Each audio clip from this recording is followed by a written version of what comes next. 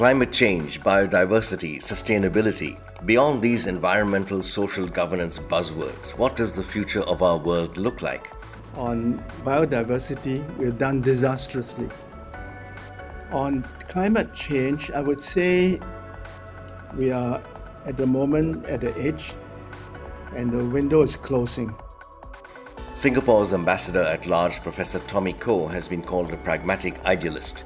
He is one of the builders of the international order that we often take for granted, and his tireless efforts, including those as a champion of the environment and advocate for water sustainability and protection, have earned him respect, admiration, and countless accolades globally. In this conversation, Professor Koh shares his assessment of humanity's record and future priorities.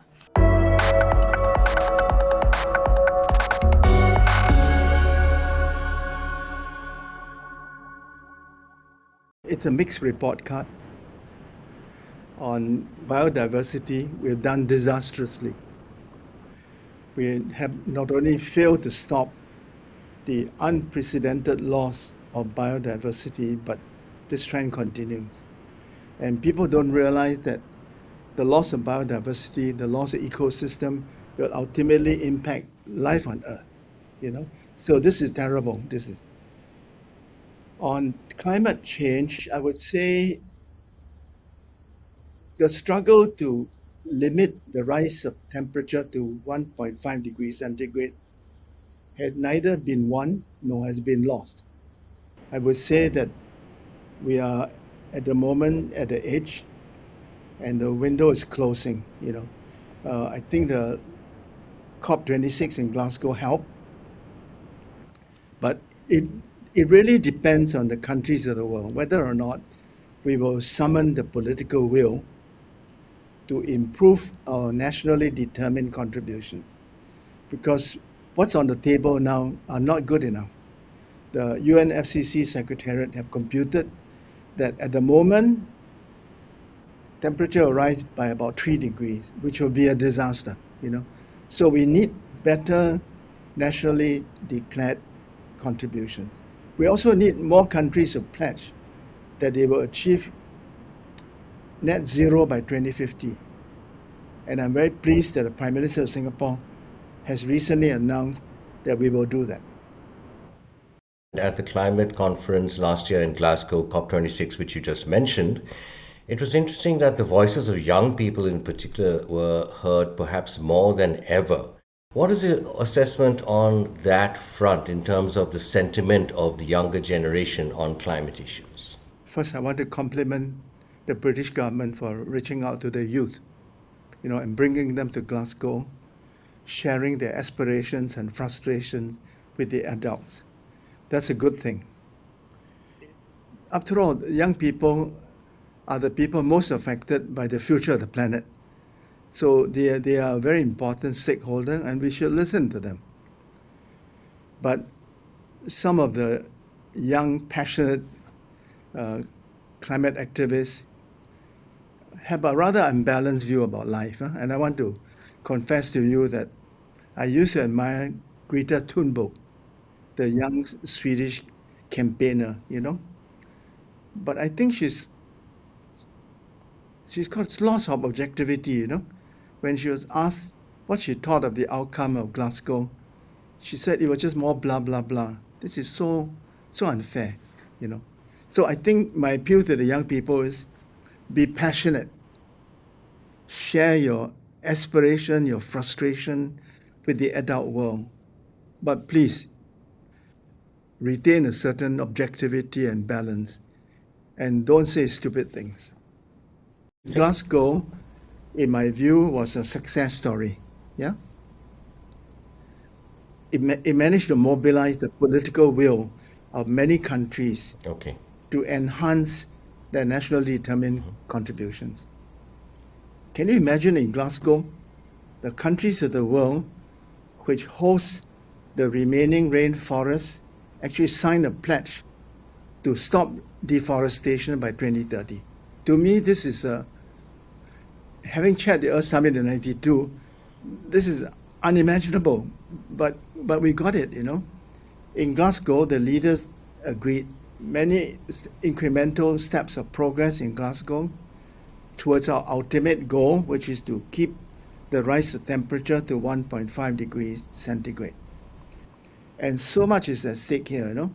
If you look at our friends and colleagues who live in the South Pacific, climate change causes sea level rise. And some of the low-lying countries like Vanuatu will completely disappear, you know. So for them, keeping the rise of temperature to 1.5 degrees centigrade is a life and death story, you know. Okay, so this year is also the 40th anniversary of the UNCLOS, the UN Convention on the Law of the Sea. What is your assessment of the record under that convention? I think without exception, everyone praised the convention. What did the convention do? There was a period of time in the 1960s and 70s when there was chaos in the world. Why chaos in the world? Because there's no agreement on the limits of the territorial sea. There was no agreement on the fishing right, the coastal states versus other states. There was no agreement on the limits of the continental shelf, you know, and some country actually went to war with each other over fish. People will not remember that United Kingdom and Iceland actually fought a war over cod, you know. So it was a period of chaos. What the convention has done is to bring peace and stability, because we have a convention that clearly lays out what are the limits of the different maritime zones, what are the rights of navigation, what are the rights of coastal state. So it's a major contribution to world peace, but also to the legal order. Secondly, I think the convention treats the ocean space as an ecological entity and draws our attention to the connection between the ocean and atmosphere, between the oceans and humankind, and how important it is for us to keep the world's oceans healthy and sustainable, you know. So in so many ways, the convention has made a major contribution to the world. So, the last time we talked, I remember you mentioned that in certain countries there is an unhelpful narrative that UNCLOS is a product of the West. Could you elaborate on that? There are some countries that wish to undertake activities which are not consistent with the convention, you know. So for this small group of countries, the convention has become an inconvenient obstacle.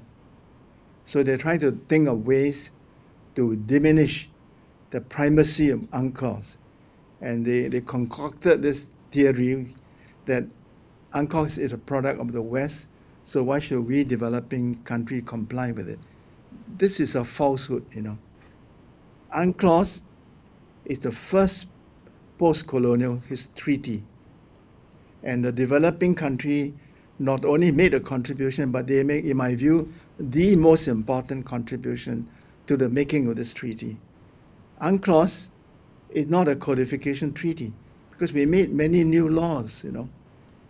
And I would say, of course, it reflected the interests of all countries, but in my view, especially the developing countries.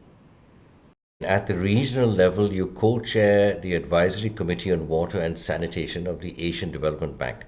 Now, of course, access to water and sanitation are two huge issues, particularly in the global south.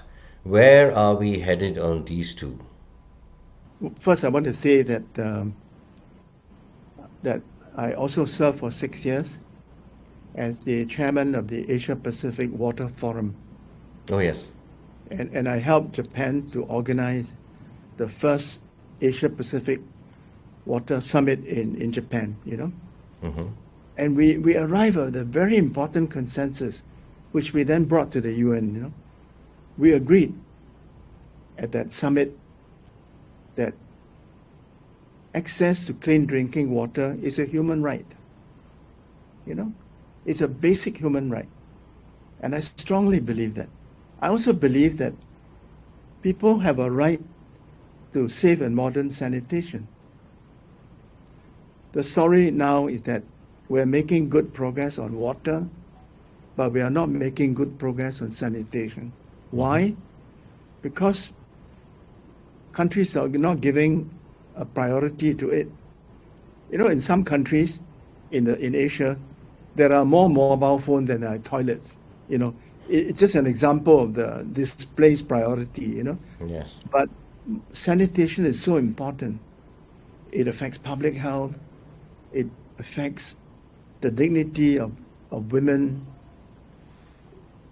ability to go to school and so on, you know. So my aspiration is that I hope I live long enough to see a day when the peoples of the world have access to clean drinking water and to modern sanitation. Professor Tomiko, thank you for joining me on this conversation, and thank you for all you've done for the global community and for humanity. Always a pleasure hearing from you. Stay well out there. Thank you. Thank you.